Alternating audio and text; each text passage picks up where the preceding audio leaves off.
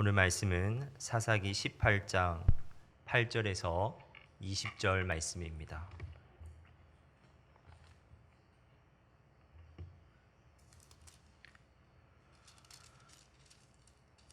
사사기 18장 8절에서 20절 말씀을 제가 봉독하도록 하겠습니다.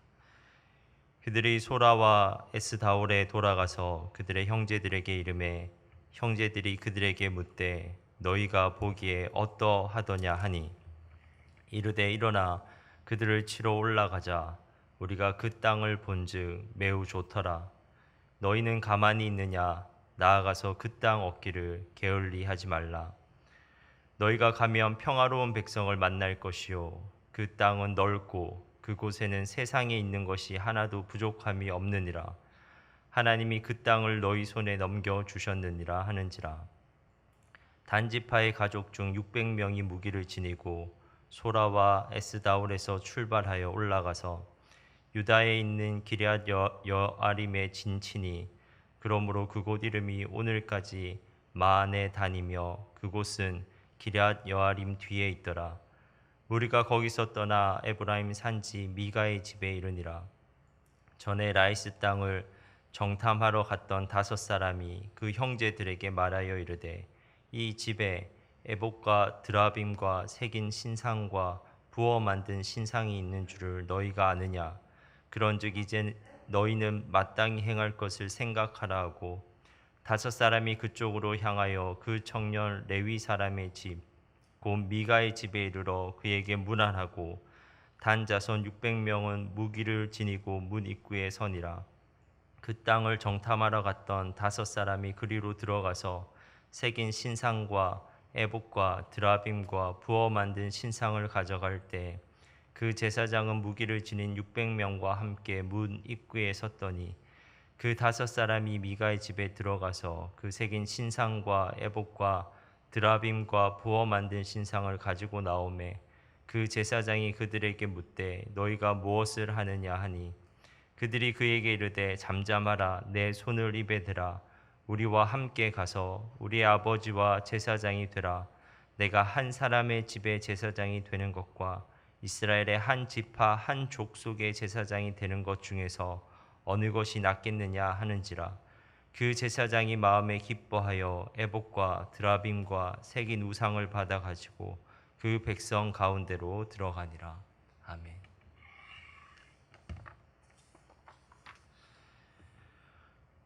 여호수아 18장과 19장을 보면 가나안 땅을 분배받지 못했던 7지파들에게 땅을 할당하는 장면이 나옵니다. 그때 단 지파는 마지막으로 땅을 할당받은 지파였는데 동으로는 베냐민 지파, 남으로는 유다 지파, 북으로는 요셉 자손, 서쪽으로는 지중해를 경계로 하는 가나안 중앙지대를 할당받았습니다. 그런데 이후 기록된 구약에서 가나안 땅을 나타낼 때 우리가 한반도를 백두에서 한라까지라고 표현하듯이 흔히 단에서 부엘세바까지라고 표현합니다. 이 말에서 단이라는 지명은 이스라엘 최북방의 도시를 가리키고 단 지파가 거주하는 땅이기에 그렇게 불렀습니다. 그렇다면 우리는 여호수아서에서 단 지파가 할당받은 땅과 실제로 단 지파가 거주했던 땅의 위치가 다르다는 것을 알 수 있습니다. 하나는 가나안 중앙지대이고 하나는 가나안 최북단 지대입니다.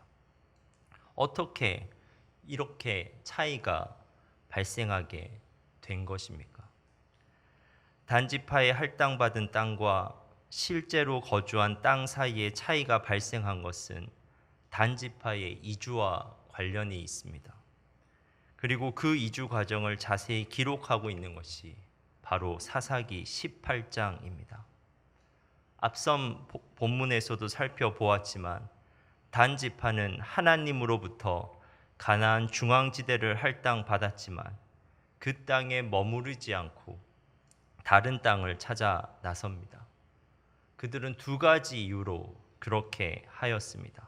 첫째는 그들에게 할당된 땅이 그들이 생각하기에 좁고 척박해 보였기 때문입니다.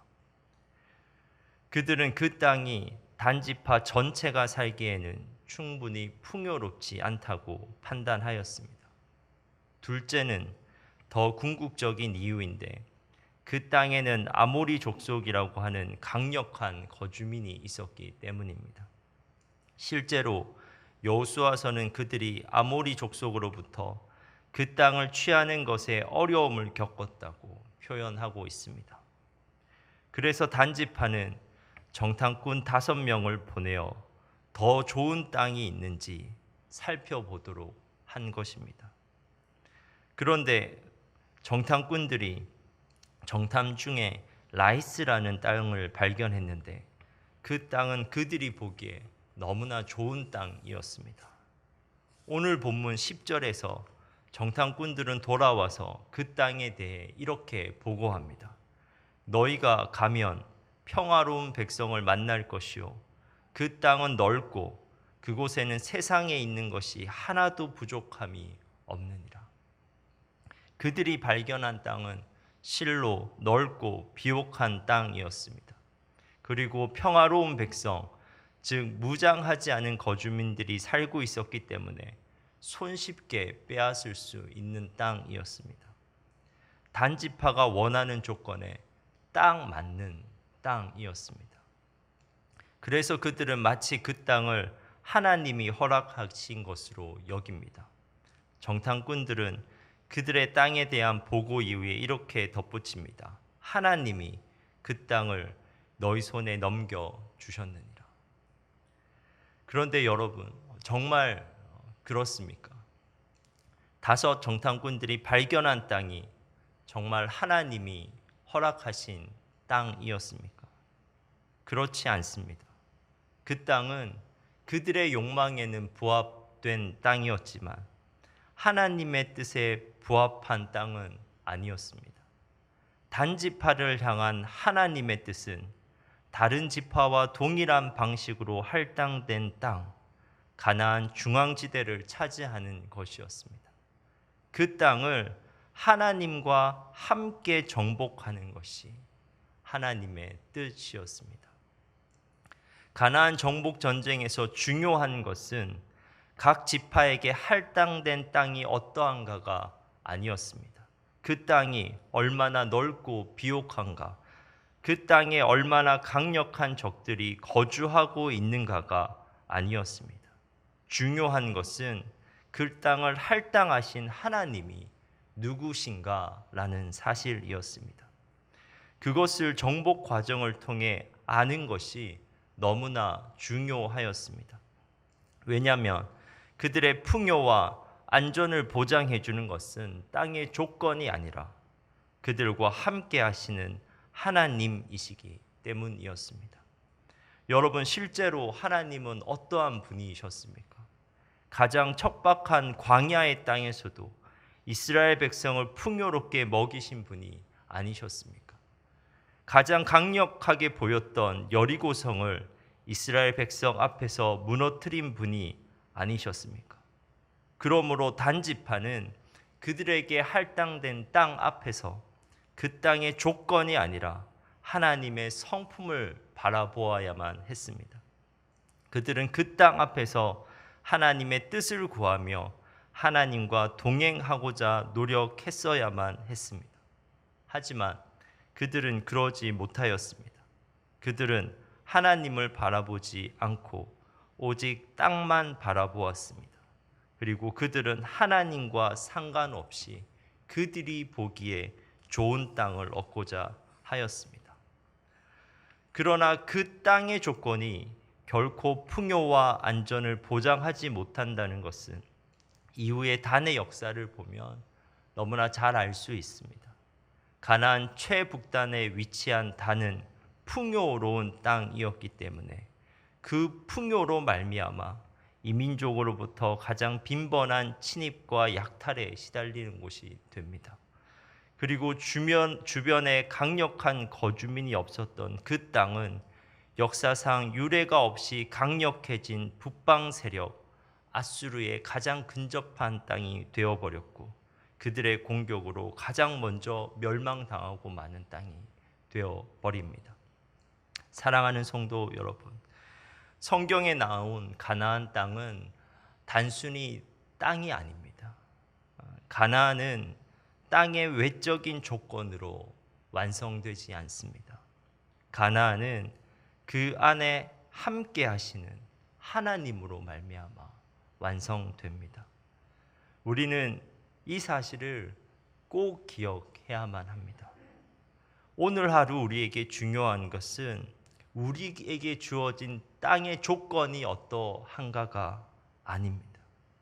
오늘 하루 우리에게 중요한 것은 우리에게 주어진 땅으로 인해 하나님을 더욱 알아가는 것이며 그럼으로써 하나님을 더욱 신뢰하게 되는 것입니다. 우리가 하나님께 더욱 의탁할수록 우리의 땅은 외적인 조건이 좁고 척박하든지 그 땅에 강한 대적이 있든지 상관없이 진정한 의미에서 가나안 땅으로 완성되어 가는 것입니다. 그 어떠한 척박한 땅도 능히 풍요롭게 하실 수 있는 하나님, 그 어떠한 강한 대적도 무찌를 수 있는 하나님이 우리와 함께 하시기에 우리는 샬롬, 진정한 의미의 평안을 누릴 수 있게 되는 것입니다.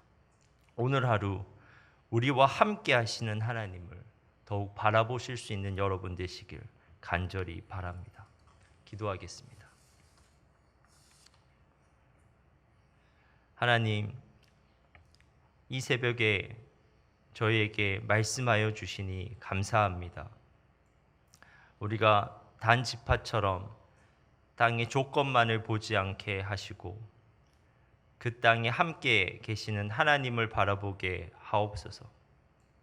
우리에게 주어진 땅으로 인해 하나님을 더욱 알아가게 하시며 하나님을 더욱 신뢰하게 하옵소서. 하나님, 이 시간 주사랑 가족들을 위해서 기도합니다. 어려운 시기이지만 한치의 오차도 없이 우리를 인도하시는 하나님께 온전히 인생을 의탁하는 믿음의 용기를 허락하여 주옵소서. 그래서 이 시기에 참으로 신실한 그리스도인으로 더욱 빚어지게 하옵소서. 또한 주사랑 교회가 복음을 위한 도구로 계속해서 쓰임받게 하옵소서. 우리의 마음이 복음을 향한 열정으로 타오르게 하시고 복음을 위해 힘을 다해 다름질하게 하옵소서. 담임 목사님을 위해 기도합니다. 항상 영육간에 강건하게 하시고 말씀의 능력을 부어주사 전하실 때마다 회복과 회심의 역사가 일어나게 하옵소서. 이 모든 말씀 예수님의 이름으로 기도합니다. 아멘.